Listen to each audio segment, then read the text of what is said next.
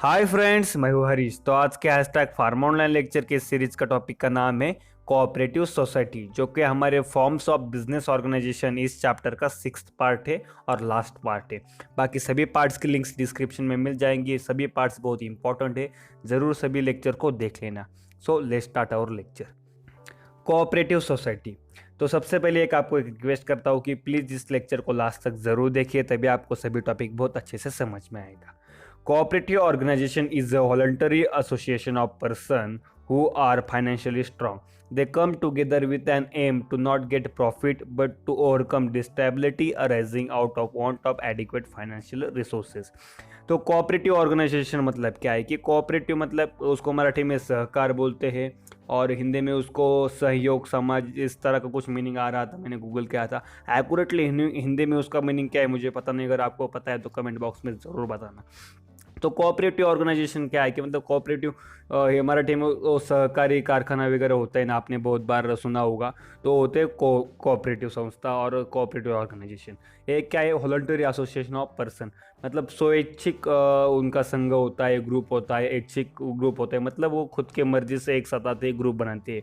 वो are financially strong, वो financially strong होते हैं, पैसे वाले होते हैं, अमीर लोग होते हैं। They come together with an aim to not get profit but to overcome disability arising out of on top adequate financial resources. मतलब ये सब लोग एक साथ आते हैं, काम करते हैं, मतलब और कोई ऑर्गेनाइजेशन चलाते हैं।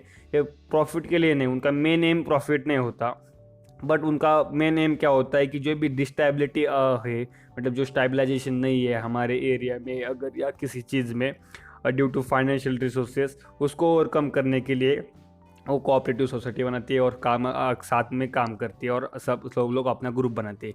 मैं आपको सिंपल एक एग्जांपल बनाता हूँ फार्मर का। फार्मर अगर वो गन्ना बना रहा है, ऊस बना रहा है, उसको बना रहा है, गन्ने को वो फार्म में अपने लगा रहा है। अगर उसके पास में अगर वो उसको जो भी उसका गन्ना है वो बहुत दूर जाकर बेचना पड़ता होगा, तो उसको बहुत बड़ा नुकसान हो सकता है। मतलब बहुत दूर जाकर वो बेच नहीं पाता, या बेच पाया तो बहुत खर्चा हो जाता है।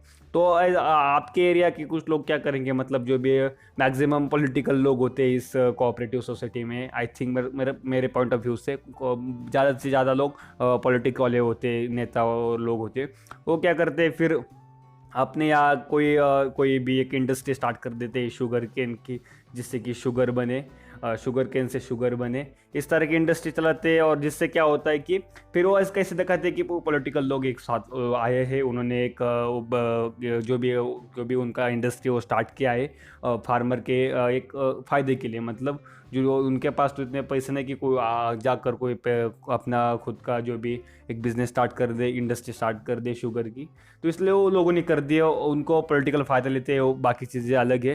पर आपको ये समझना है कि ये जो भी कोऑपरेटिव सोसाइटी के अंदर जो भी बिजनेस स्टार्ट होती है, ऑर्गेनाइजेशन स्टार्ट होती है, ये लोगों के फ़ायदे के लिए जो भी पैसों की वजह से कमियां है, स्टेबिलिटी लाने के लिए किए जाते हैं। और ये शुगर केन वाला बहुत अच्छा एग्जांपल फैमिलियर होगा। अगर आपको पता होगा इसके बारे में तो कमेंट बॉक्स में ज़रूर बताना कि आपको शुगर केन की इंडस्ट्री के बारे में पता है, ऐसा कोई अगर आपके पास कोई भी कोऑपरेटिव सोसाइटी वाला बिजनेस है तो उसका नाम भी कमेंट बॉक्स में बताओ, जिससे कि सब लोगों को कमेंट बॉक्स में हर बार मैं बोलने को क्यों बोलता हूँ कि आप भी कमेंट करेंगे, कोई और भी कमेंट करेंगे, तो आपका भी नॉलेज उनके पास जाएगा, हम सब लोग साथ में सीखेंगे। सो कोऑपरेटिव सोसाइटी मतलब आपको पता चल गया कि एक क्या वॉलंटरी ऑर्गेनाइजेशन या एसोसिएशन है, मतलब क्या ऐच्छिक संघ जो कि अपने खुद के मर्जी से साथ आते हैं। वो फाइनेंशियली स्ट्रांग होते हैं, वो पैसे वाले होते हैं, और उनका जो मेन एम होता है वो प्रॉफिट नहीं होता। जो भी स्टेबिलिटी होगी, डिस्टेबिलिटी होगी, उसको स्टेबलाइज करने के लिए वो सब कुछ करते हैं। तो सहकार अगर सहकार साकर कारखाना आपने सुना होगा, तो इस तरह के जो भी सहकार वाले होते हैं वो कोऑपरेटिव सोसाइटी कहते हैं। और हिंदी में जैसे कि मैंने आपको बताया कि आप लोग मुझे एक्यूरेट नेम क्या है बताओ, मेरा थोड़ा कन्फ्यूजन है एक्यूरेट हिंदी में उसका नाम क्या है। सो कोऑपरेटिव सोसाइटी के बारे में पता चला, तो आगे देखते हैं salient features of cooperative society. Cooperative society is a voluntary organisation made by association of person and not of capital. मतलब क्या है कि कोऑपरेटिव सोसाइटी एक वॉलंटरी ऑर्गेनाइजेशन है, ऐच्छिक संघ है, made by association of person मतलब पर्सन लोगों ने बनाई है, एंड नॉट ऑफ कैपिटल मतलब पैसे से बनाई गई नहीं होती, डायरेक्टली वो सब लोग एक साथ आकर बनाते हैं। There is no discrimination as a regard the membership of the society. member can withdraw from the society after giving due notice of that effect. मतलब क्या है कि मेंबरशिप के लिए सोसाइटी में कोई डिस्क्रिमिनेशन होता नहीं होता, मतलब कोई भी कास्ट या रिलीजन या पैसे की वजह से कोई भी डिस्क्रिप्शन नहीं करता, तू ले सकता है मेंबरशिप, तू नहीं ले सकता, ऐसा कुछ नहीं होता उसमें। और अगर कोई भी मेंबरशिप लेता है तो सब लोगों को बताकर, नोटिस देकर अपनी मेंबरशिप निकाल सकता है।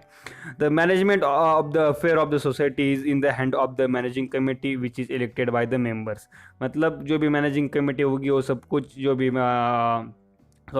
भी आपकी जो भी कोऑपरेटिव सोसाइटी है उसकी जो भी डिसीजन मैनेजमेंट कौन संभालेगा, जो भी मैनेजमेंट कमेटी। और मैनेजमेंट कमेटी कौन सिलेक्ट करता है, जो सिलेक्ट करते हैं मेंबर्स, मतलब मेंबर्स उसको सिलेक्ट करते हैं। The broad policies are framed by the member and the managing committee is required to the perform its duties within its parameter. Each member is entitled to the single vote irrespective of number of shares held. मतलब क्या है, जो भी सब लोग members बनाकर जो भी पॉलिसीज़ बनाते हैं उसके अंदर ही और उसके पैरामीटर के अंदर ही मैनेजिंग कमेटी को अपना पूरा काम करना पड़ता है। और जो भी ईच मेंबर कोई हर जो भी मेंबर होगा एक वोट देकर, मतलब सिंगल वोट दे सकता है वो, कि उसका जो भी उसका डिसीजन होगा और उसकी जो भी साइड होगी जो मैनेजमेंट के बारे में बताने के लिए वो सिंगल वोट दे सकता है।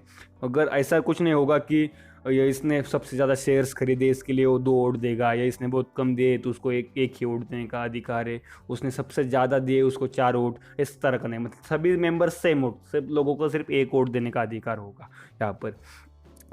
The capital of the cooperative society is contributed bye its member through the purchase of share. मतलब जो भी कैपिटल होगा, जो भी पैसे होंगे कोऑपरेटिव सोसाइटी के लिए लगने वाले, वो कहाँ से आएंगे, जो भी मेंबर्स होंगे वो शेयर्स परचेस करेंगे ना, उससे मिलेंगे। मतलब शेयर के बारे में आपको ज़्यादा जानना है तो हमारा जो भी पिछला अच्छे से देखो लास्ट तक लेक्चर जॉइंट स्टॉक कंपनी का, और शेयर के बारे में मैं एक अलग से अगर लाइव चाहते हैं तो कमेंट बॉक्स में बताओ, ज़रूर बताऊंगा। मतलब शेयर क्या है कि कंपनी में जितने परसेंट शेयर के मतलब शेयर खरीद कर जितने पैसे कंपनी को और कोऑपरेटिव सोसाइटी को देंगे ना सब लोग मेंबर्स मिलकर, वो सभी कैपिटल होगा ऑर्गेनाइजेशन का, वो सब ऑर्गेनाइजेशन रन करने के लिए वो पैसे होंगे। तो cooperative societies generally lay down a limit to the amount of capital which may be subscribed by an individual member. A cooperative society can also add to their capital resources by loan from the central and state cooperative banks. मतलब क्या है कि जो भी सबसे पहले देखते हैं कि ये पहले वाला लाइन के बारे में बताता हूँ।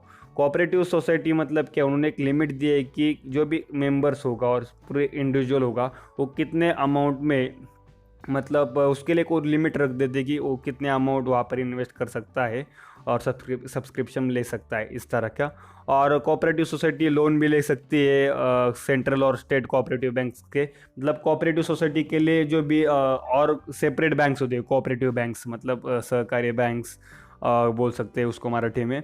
और स्टेट और सेंट्रल के, मतलब सेंट्रल कोऑपरेटिव बैंक से भी ले सकते हैं लोन चलाने के लिए, और स्टेट कोऑपरेटिव बैंक से भी हम ले सकते हैं हमारा बिजनेस चलाने के लिए। The shares of the society cannot be transferred by the member to the other in case of member want to withdraw his capital he has return the shares. मतलब जैसे हमने जॉइंट स्टॉक कंपनी में इस lecture के बारे में देखा था और जॉइंट स्टॉक कंपनी के बारे में देखा था कि इजीली सब लोग अपने जो भी शेयर है ट्रांसफ़र करते रहते हैं एक से दूसरे के पास, दूसरा तीसरे के पास। बट कोऑपरेटिव सोसाइटी में वैसा बिल्कुल नहीं होता। अगर आपको आपकी जो भी पैसे बाहर निकालने हैं तो आपको क्या करना पड़ता है, शेयर्स रिटर्न करने पड़ते हैं और अपने पैसे निकाल कर ले सकते हैं, पर आप उसको बेच नहीं सकते, दूसरे को नहीं दे सकते कोऑपरेटिव सोसाइटी में। ये नेक्स्ट है, in cooperative society distribution of profit is not related to the share of capital contributed by each member. मतलब जो भी कैपिटल डिस्ट्रीब्यूशन है, जैसे हमने पहले बताया है कि जितने परसेंट जॉइंट स्टॉक कंपनी में क्या देखा था कि जितने परसेंट में हम कैपिटल लगाएंगे, जितने शेयर लेंगे उसके हिसाब से प्रॉफिट मिलेगा, पर यहाँ पर वैसा बिल्कुल नहीं होता। फिर किस तरह का होता है वो देखते हैं आगे। The main criteria is the value और volume of business transfer by each member with the cooperative society. मतलब जो भी बिजनेस किस तरह से और किसने सबसे ज़्यादा चलाया है, अच्छा चला है, फ़ायदा किसने बिजनेस का किया है, किसने सबसे ज़्यादा काम किया है बिजनेस चलाने के लिए, उस हिसाब से पैसे दिए जाता है। मतलब जो एग्जाम्पल के तौर पर देखते आगे, even with the small capital contribution the member can receive the relatively large share in the profit if he has had a large number of business transaction with the society. मतलब क्या है कि अगर बहुत कम अमाउंट में shares भी लिए होंगे कंपनी के और बहुत पैसे कम इन्वेस्ट किए हैं, फिर भी उसको बहुत ज़्यादा प्रॉफिट मिल सकता है अगर वो बिज़नेस का काम करता है, मतलब सबसे ज़्यादा बिज़नेस में काम करता है, अपना वक्त देता है। तो दो मतलब जैसे हमने वो देखा था कि जॉइंट हिंदू फैमिली में कि कुछ भी करे या ना करे फिर भी उतना ही प्रॉफिट मिलेगा, जिससे कि लोग लेज़ी हो जाते थे। पर कोऑपरेटिव सोसाइटी में वैसा नहीं, जो सबसे ज़्यादा काम करेगा उसको उतना ज़्यादा प्रॉफिट मिलेगा। इसलिए यहाँ पर एक अच्छी बात है। The cooperative society conduct business on cash basis and does not allow credit facility. मतलब जो भी कोऑपरेटिव सोसाइटी का बिजनेस होता है वो डायरेक्ट कैशली रेगुलरली होता रहता है, वो क्रेडिट फैसिलिटी अलाउ नहीं करती। मतलब जैसे कि बाद में पैसे देना। क्रेडिट मतलब क्या होता है कि आप जो भी मटेरियल ले लेते हो या दे देते हो विदाउट पैसे लेने के बाद में कुछ देने को, बाद में कुछ दिनों के बाद आप दे सकते हो उनको।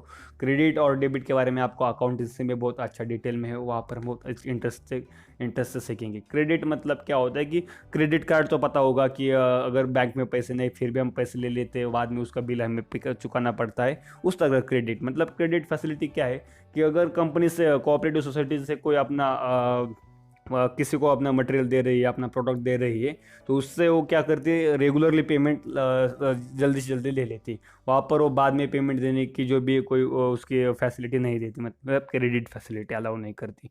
The cooperative society is required to be register under the cooperative society act 1912। मतलब जो भी कोऑपरेटिव सोसाइटी है उसको रजिस्ट्रेशन करना पड़ता है कंपनी स्टार्ट करने से पहले।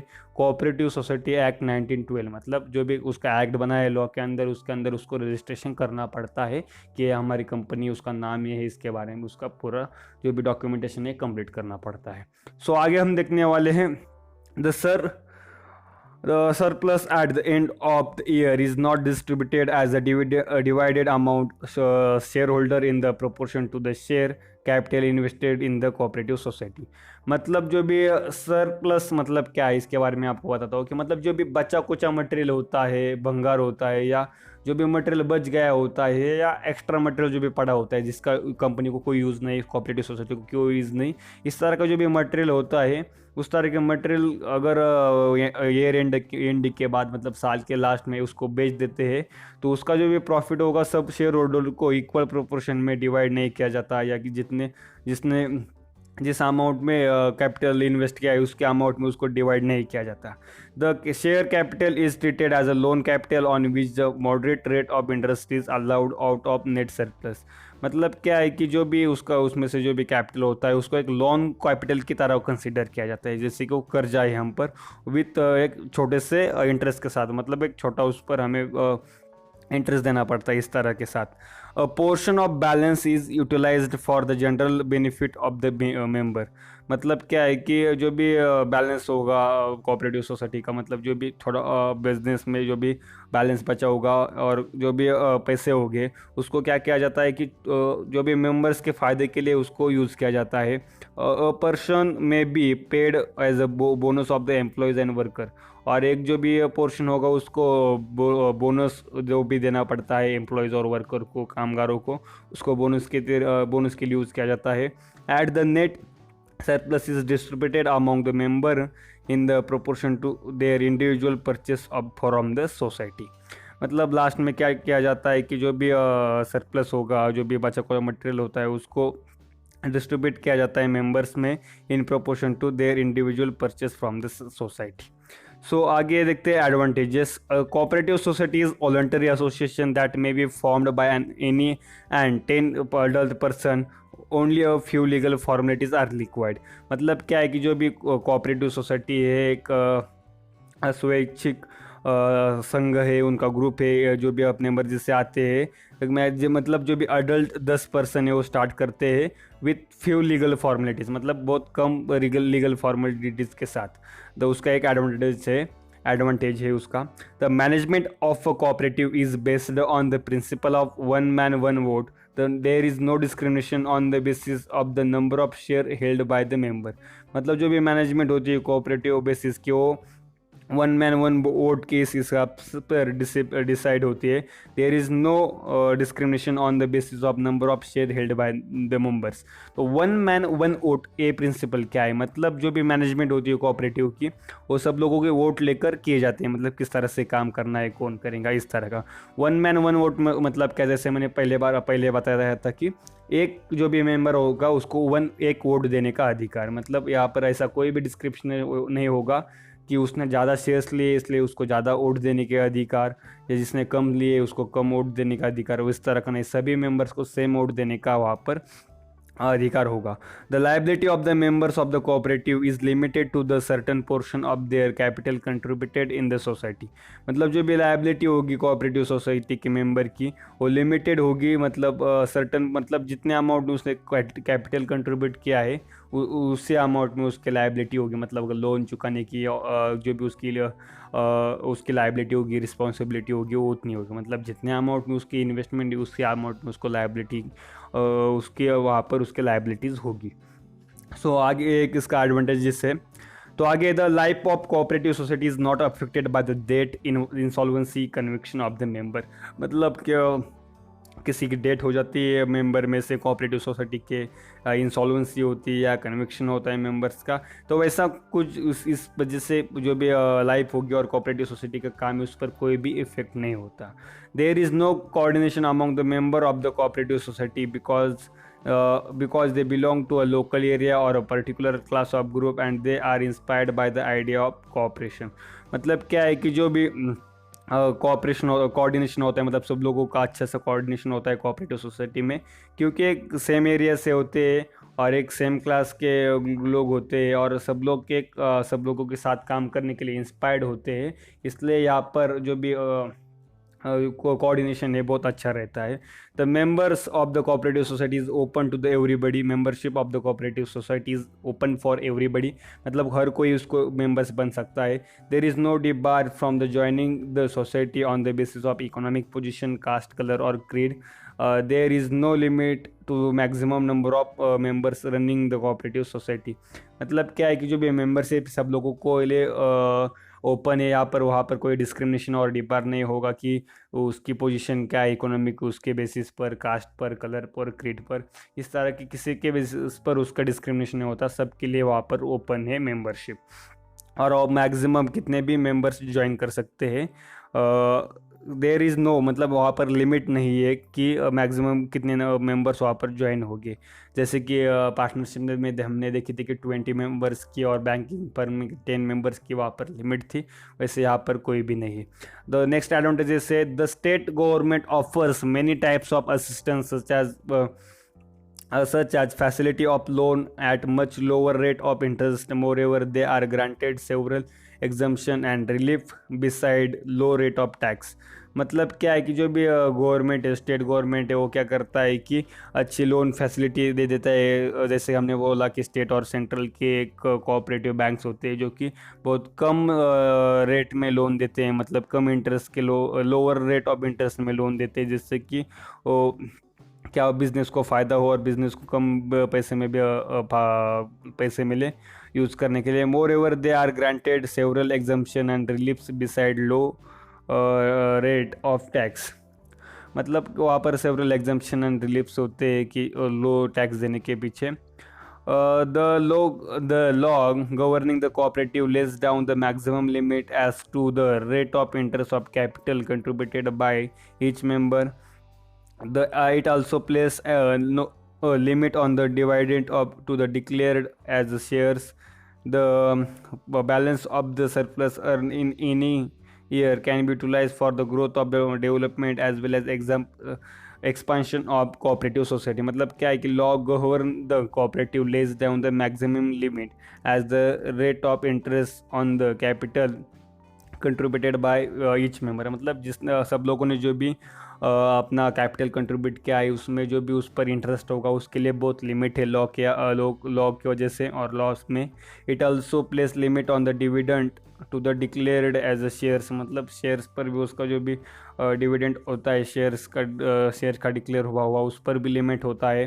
The balance of the surplus earn, मतलब जो भी आपका बचा कुचा मटेरियल होता है या भंगार बोल सकते हो उसका, हम बाद में जब किसी भी ईयर में कभी भी उसको बेच देते हैं तो उसको डेवलपमेंट के लिए यूज़ किया जा सकता है, या बिजनेस को एक्सपेंशन करने के लिए और कोऑपरेटिव सोसाइटी के एक्सपेंशन के लिए उसका यूज़ किया जा सकता है। इसका एक एडवांटेजेस है। तो नेक्स्ट हम देखने वाले हैं कि जो भी कोऑपरेटिव सोसाइटी के डिसएडवांटेजेस क्या है, नुकसान क्या है। There is always shortage of capital for the cooperative society because it generally has poor or lower middle class person as it a member. They can be provide only limited amount of capital. मतलब cooperative society में और सहकारी में जो भी होता है वहाँ पर कैपिटल का और पैसे की बहुत तंगी होती है, और कैपिटल जो भी होता है वो बहुत उसका शॉर्टेज होता है, प्रॉब्लम होता है, क्योंकि गरीब और लोअर मिडिल क्लास के लोग भी उसके मेंबर होते हैं, और देख क्या मतलब वो लोग एक लिमिटेड अमाउंट में पैसे जमा कर सकते हैं और दे सकते हैं। The cooperative is managed by managing the committee which is generally lack of technical knowledge and experience to run the an undertaking. Hence, due to the lack of proper management, there is a generally insufficient inefficiency in the cooperative. मतलब क्या है कि जो भी managing committee होती है cooperative की, उनके पास टेक्निकल नॉलेज बहुत कम होता है और उनके पास एक्सपीरियंस भी नहीं होता। इसलिए क्या होता है कि उनके पास जो भी नॉलेज नहीं होता, इसलिए बिजनेस चलाने में और कोऑपरेटिव सोसाइटी चलाने के लिए बहुत प्रॉब्लम आता है उन लोगों को। Due to different opinion among the members, they are may competent with one another to gain control over the affairs of the cooperative, which may result in adverse consequences of the business of the cooperative. मतलब क्या है कि सब members होते हैं और उनके अलग अलग ओपिनियन हो सकते हैं वहाँ पर, और उससे क्या हो सकता है कि सब कुछ जो भी सब मैनेजमेंट है अपने हाथ में, और उसको कंट्रोल करने के लिए लोग क्या कर सकते हैं, कंट्रोल करने की कोशिश करते हैं एक दूसरे के साथ। कंपटीशन की वजह से क्या होता है कि कुछ गलत चीज़ें हो सकती है उसमें, और नुकसान भी हो सकता है कोऑपरेटिव में।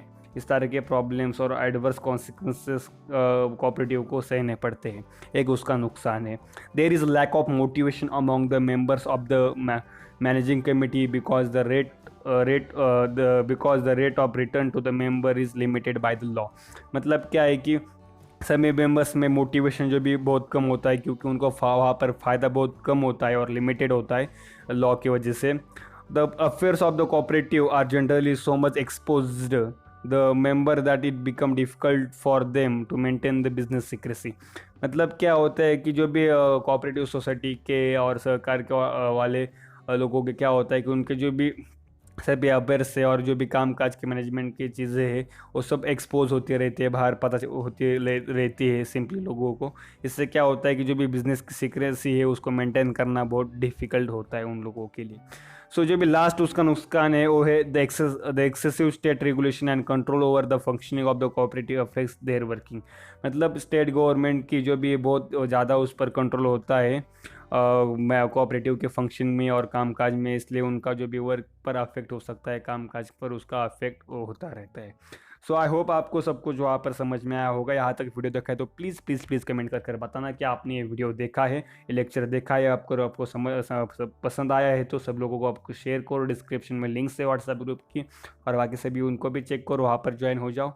सो थैंक्स फॉर वॉचिंग वीडियो, मिलते हैं नेक्स्ट वीडियो में। Bye bye.